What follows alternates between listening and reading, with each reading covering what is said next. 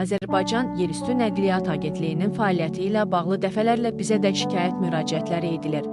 Bəzi yerlərdə avtobus zolaqları, onların yaratdığı tıxaclar və məcburi cərimələrlə bağlı şikayətlər var. Təmsil etdiyim Sabunçu rayonundan konkret yerlərlə bağlı şikayətləri ümumləşdirib aynaya təqdim etməyi düşünürəm. Eyni zamanda Bakı şəhərində digər rayonların ərazisindən müraciətlər olur. Həmin müraciətlərdən birini deputat həmkarımız ünvanladı, ancaq həllini tapmadı.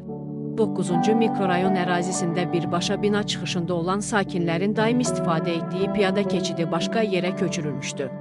Ləğv etmə səbəbi də həmin piyada keçidinin 2 avtomobillik yeri tutması idi. Həmin ərazidə daha sonra ləğv edilən keçid olan hissədə bir neçə dəfə sərnişinlərin xəsarət alması ilə nəticələnən qəza baş verib. Bu fikirləri Demokratik Qaza açıqlamasında deputat Arzuxan Əlizadə deyib.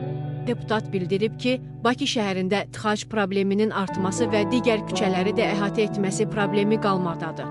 Velosiped və skuterlər üçün zolaqların olması müsbət tənnəsi olsa da ancaq tıxac problemini ağırlaşdırır. Hər küçədə avtobus, velosiped zolağı olmaq məcburiyyətində deyil. Əsas məsələ vətəndaş məmnunluğunu təmin etməkdir.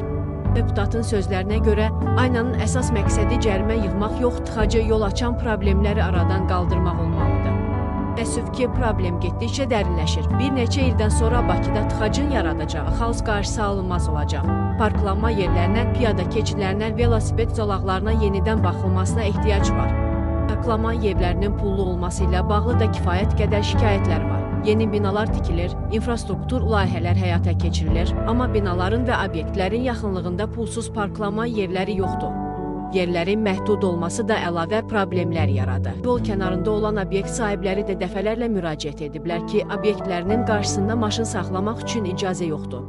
Bu da birbaşa həmin obyektlərin ciddi, sürətdə mənfi təsir göstərir, maliyyə itkisi olur. Bu məsələlər kompleks olaraq müvafiq qurumlar tərəfindən həll olunmalıdır.